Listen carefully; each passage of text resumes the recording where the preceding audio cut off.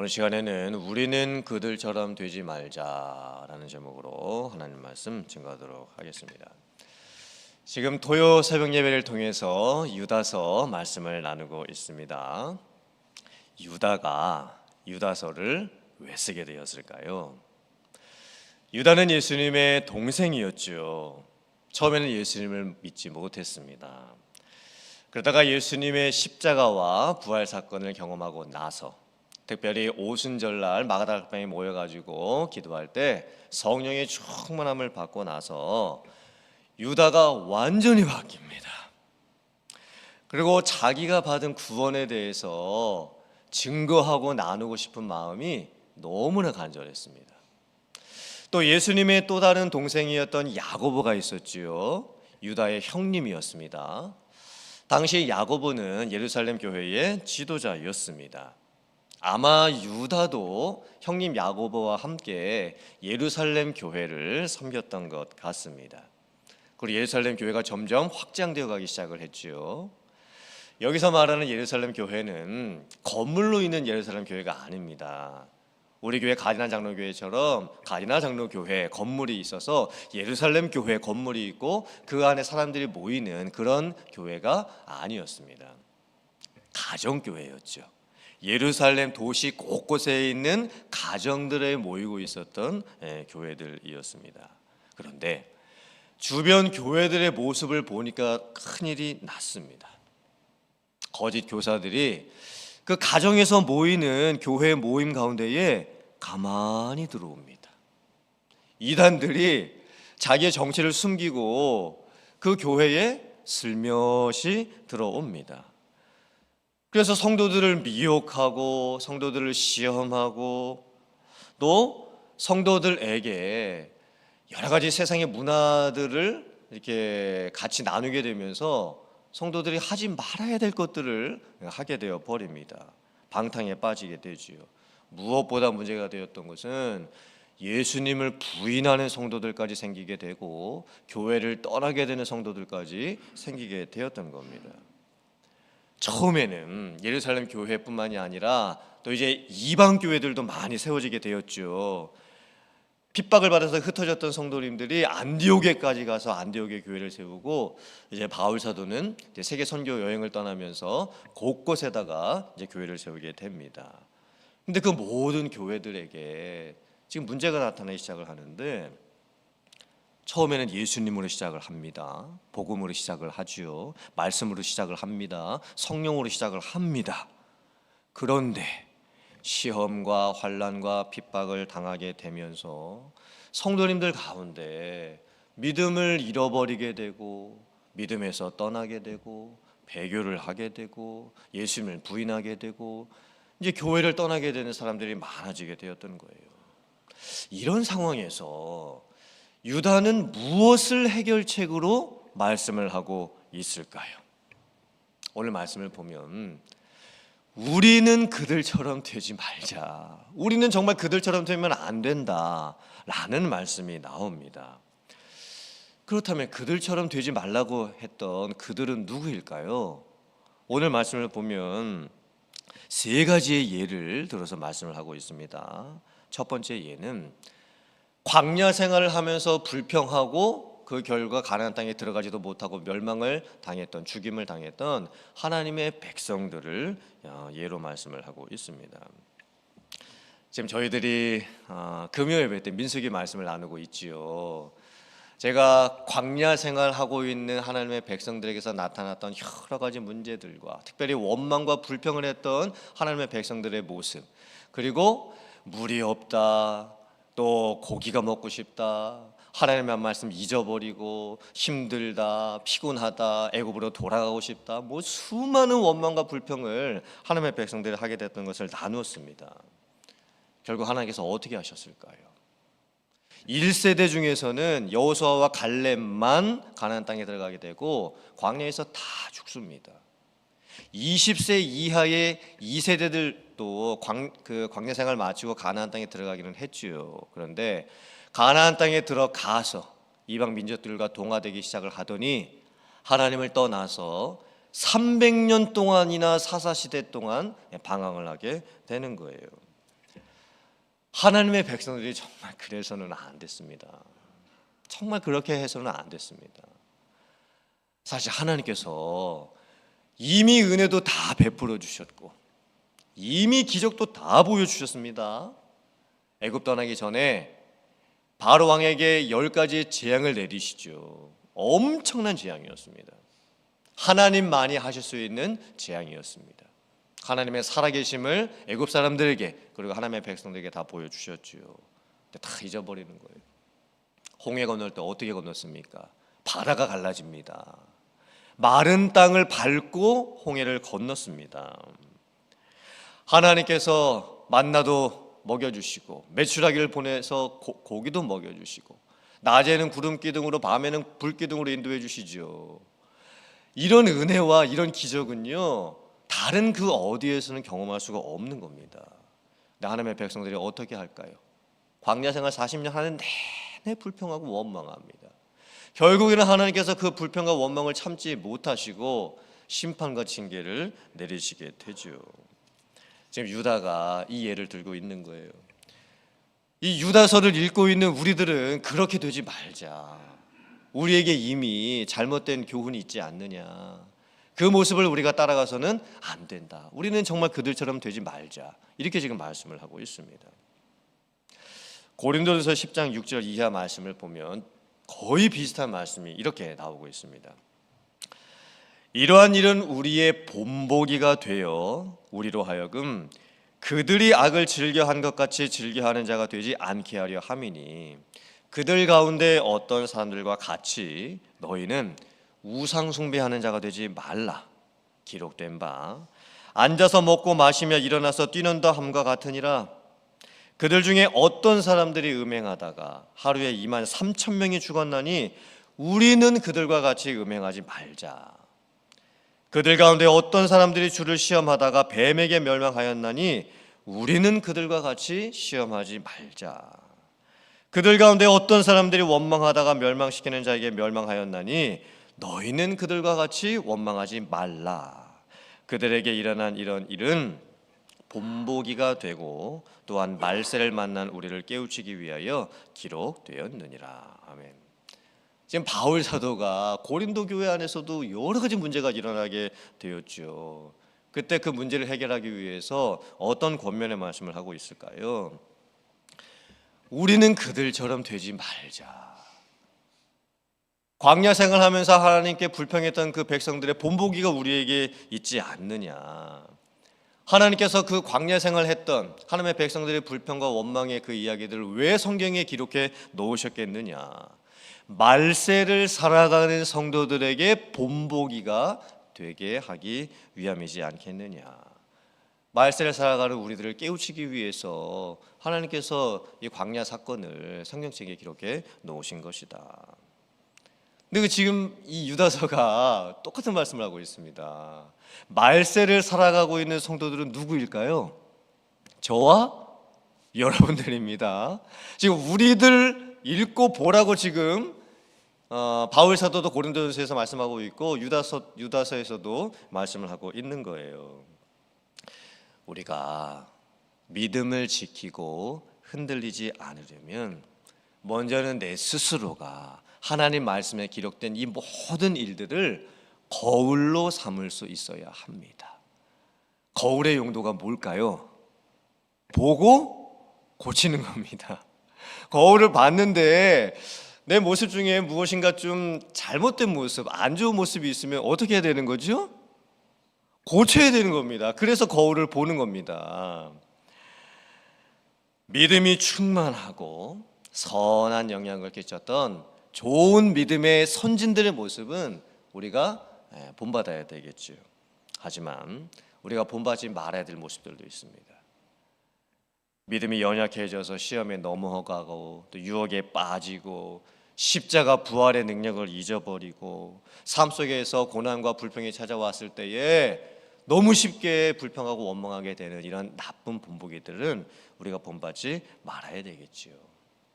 그래야 우리가 우리의 믿음을 지킬 수가 있습니다. 두 번째, 오늘 유다서 말씀을 보면 믿음을 잃어버리고 믿음에서 떠나는 사람들을 위해서 어떤 예를 들고 있냐면 천사들의 타락에 대해서 예를 들어서 말씀을 하고 있습니다.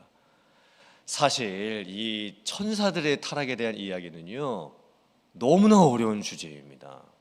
천사론, 마귀론, 귀신론, 이거 참 다루기가 어려운 주제입니다. 하나님께서 천지를 창조하셨을 때 우리의 눈에 보이는 이 현실 세계만 창조하신 것이 아니고 영적 세계도 창조하셨지요. 하나님께서 보이지 않는 세계에서 천사도 창조를 하셨습니다. 그런데 천사들 중에서 교만하여져서 하나님께서 천사들에게 맡기신 그 지위를 지키지 아니하고 하나님을 반역해서 타락한 천사들이 생기게 됩니다. 그 타락한 천사들의 우두머리가 사탄이지요. 그리고 그 사탄 휘하에 있는 무리들이 귀신들입니다. 하나님께서 그 타락한 천사들을 어떻게 하셨냐면 오늘 유다서 말씀도 그렇고 베드로 후서 2장 4절에서도 이렇게 말씀을 합니다. 하나님이 범죄한 천사들을 용서하지 아니하시고 지옥에 던져 어두운 구덩이에 두어 심판 때까지 지키게 하셨으며, 하나님께서 천사를 창조하신 후에 천사들 중에서 타락한 천사들이 생기게 되었죠. 교만하고 하나님을 반역해서 하나님을 떠나버렸던 천사들입니다. 그 천사들 하나님이 어떻게 하셨냐면 지옥 중에서도 가장 깊은 지옥, 여기에 이 베드로후서에서 말씀하는 이 지옥은 그 헬라어 성경에 흔히 나오는 게헨나라고 하는 단어가 아닙니다. 다른 단어가 쓰였습니다. 그러니까 믿지 않는 성도들이 죽어서 가는 지옥 말고 그 지옥 중에서도 더 깊은 심연과 같은 지옥이 있습니다. 거기에다가 타락한 천사들 다 가두어 놓으신 거예요. 그런데 잠시 동안 사탄도 풀려나고 타락한 천사들이 풀려나게 되지요. 그래서 활동을 하게 됩니다. 지금 이 신약 시대를 살아가고 있을 때 사단이 지금 활동하고 있는 시대지요. 타락한 천사들도 귀신들도 활동을 하고 있는 시대입니다. 사탄과 이 타락한 천사들 귀신들이 지금 뭘 하고 있을까요? 성도들 시험하고 유혹하고 넘어뜨리려고 하고 있지요. 교회를 공격하고 핍박하고 있습니다.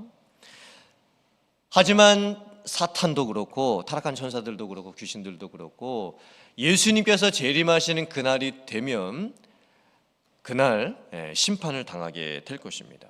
최후를 맞이하게 되겠죠. 근데 유다서가 지금 왜 이 타락한 천사들의 예를 말씀을 하고 있을까요? 지금 교회 안에서 일어나고 있는 사건들을 볼 때에 치열한 영적 전쟁이 그 가운데서 일어나고 있음을 깨달으라는 말씀입니다. 즉 교회 안에 어떤 한 성도가 믿음이 연약해지고 또 심지어 예수님을 부인하게 되는 그런 일까지 벌어지게 된다면, 또 어떤 한 성도에게 경제적인 어려움이 찾아올 수도 있고 또 몸이 아프게 될 수도 있고 관계의 어려움이 찾아올 수도 있고, 그래서 여러 가지 시험을 당하게 될 때에 우리들의 믿음이 이제 다 흔들릴 수 있지요. 그런데 그때 그냥 우리의 눈에 보이는 현상만 가지고 판단하지 말라는 말씀입니다. 근본적인 문제가 지금 영적인 영역에서 일어나고 있다는 거예요. 그러면서 분별할 줄 알고 정말 이 보이지 아니하는 세계에서 일어나는 영적 싸움을 우리가 싸울 수 있어야 된다는 말씀입니다. 영적으로 깨어서 정면 돌파하고 말씀과 기도로 뚫고 나가라는 말씀이죠. 사실 교회 안에서 일어나고 있는 이 여러 가지 일들이 그냥 상식선에서 일어나는 일들이라면 도덕과 법과 정치로 얼마든지 해결할 수 있습니다. 그런데 이 교회 안에서 일어나고 있는 여러 가지 일들은요, 다 영적인 것과 관련되어 있습니다. 심지어 우리의 눈에 보이지 않는 그 영적 세계에서 지금 무엇인가 일이 일어나고 있는 거예요. 그래서 우리는 분별할 줄 알아야 합니다. 깨어 있을 수 있어야 합니다. 기도하면서 하나님의 뜻을 구할 수 있어야 합니다. 많은 성도님들이 더 깨어서 기도할수록 교회는 어떤 어려움 가운데서도 이겨내고 승리하게 될 줄 믿습니다. 그런 방법으로 우리가 교회를 지킬 수 있어야 되는 거예요. 또 오늘 유다서 말씀을 보면 세 번째로 이 성도들이 믿음을 잃어버리고 있을 때, 방황하고 있을 때, 시험 당하고 있을 때 그 해결책으로 무엇을 말씀하고 있냐면 소돔과 고모라 사건을 예를 들어서 말씀을 하고 있습니다. 제가 시간이 없어서 이 창세기에 나오는 소돔과 고모라 사건을 제가 다 말씀은 드리지는 못하겠습니다. 근데 오늘 유다서에서 강조하고 있는 부분이 뭐냐면요, 오늘 말씀 잘 보면 소돔과 고모라와 그 이웃 도시들도 그들과 같은 행동으로 음란하며라고 말씀합니다. 중요한 부분이 뭘까요? 그들과 같은 행동으로 음행하며. 이게 무슨 뜻일까요?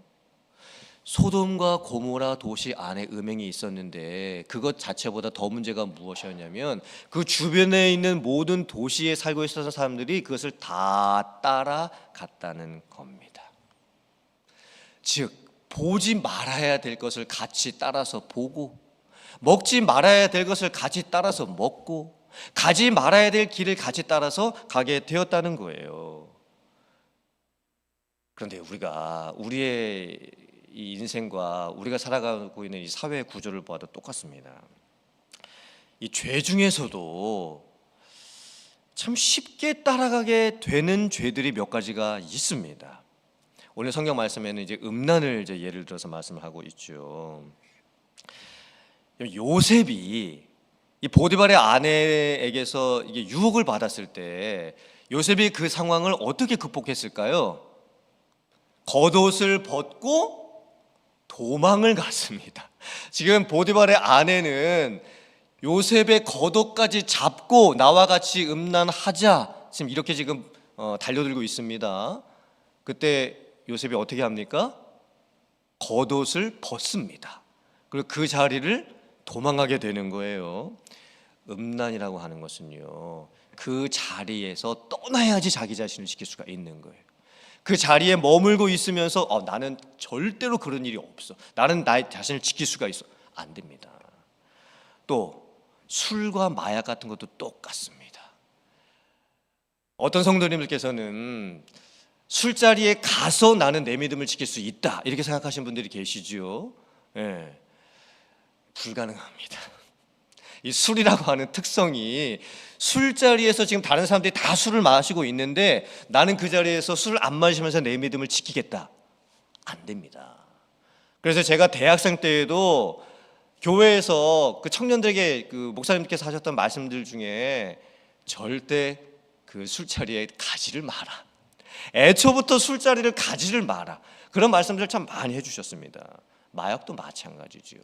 지금 주변에서 사람들이 지금 마약을 하고 있는데 요즘은 마약도요, 그냥 펜타닐 같은 마약은요 그냥 알약처럼 돼 있어서 그냥 쉽게 그냥 나눠 먹을 수가 있는 지금 상황이 되었습니다.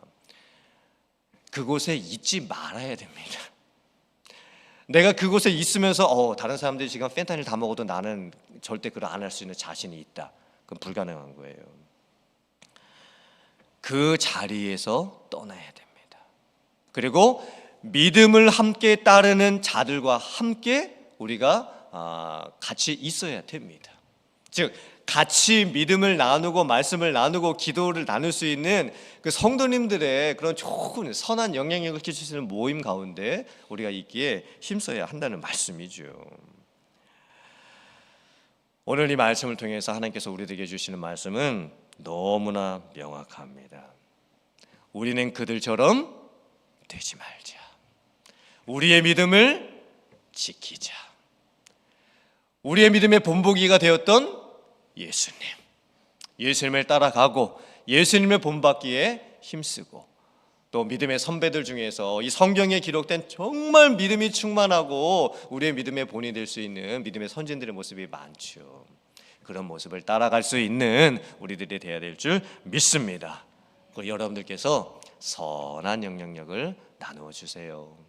우리들 주변에도 믿음이 연약한 분들도 계시고 시험에 빠진 분들도 계시고 여러 가지 어려움에 빠진 분들도 계시지요. 그때 보여주는 거예요. 우리가 같이 이 상황에서 우리가 내 믿음을 어떻게 지키고 함께 이 어려움을 극복해 갈 수 있는지, 교회를 어떠한 상황 가운데서도 어떻게 든든하게 세워갈 수 있는지 저희가 보여주면 되겠지요. 그러면 우리들을 따라올 수 있는 성도님들이 생기게 될 줄 믿습니다. 그래서 서로에게 좋은 영향력을 끼치면서 우리의 믿음의 주가 되시는 예수님 바라보고 여러분의 믿음을 지켜가시고 또 교회를 지켜갈 수 있는 여러분들 다 되실 수 있기를 주님의 이름으로 축원합니다. 아멘.